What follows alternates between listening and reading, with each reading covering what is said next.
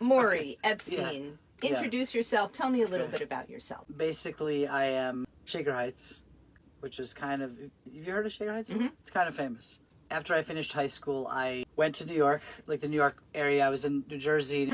Went back to study. Went back to study again. It was pretty much all in music. I was like really like a jazz person, and then I was a jazz guitar person from the age of 16 on. Before that, I was a different type of music person for a couple of years before that. Basically, I lived there for about 13 years. Then I moved here. Well, I came here to study in 2007. Moved here in 2009, and those are like. That's my dating profile. No, I'm just kidding.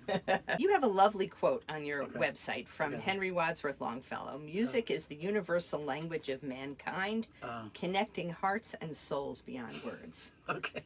When you play Yeah. or when you sing, what happens to you, and what do you hope will happen to the listeners? You know, on the one hand, I try not to think, but on the one hand, I do have intentions. I think, you know, basically some of the type of things that I've been doing recently, we do these like retirement homes. I have one main musical partner in recent, so we do retirement homes. I try to have interaction with my musical partner.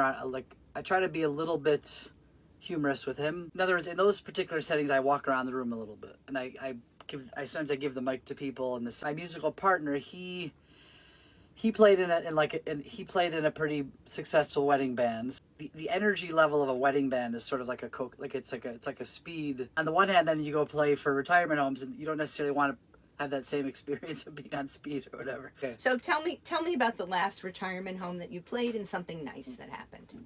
Okay, we did Beit Tovei Ha'ir, and the Yiddish song at the end of the show. One woman came up and she said, "Music is therapy," right? Which is a nice thing to hear, because there's almost maybe that implies that she got a therapeutic.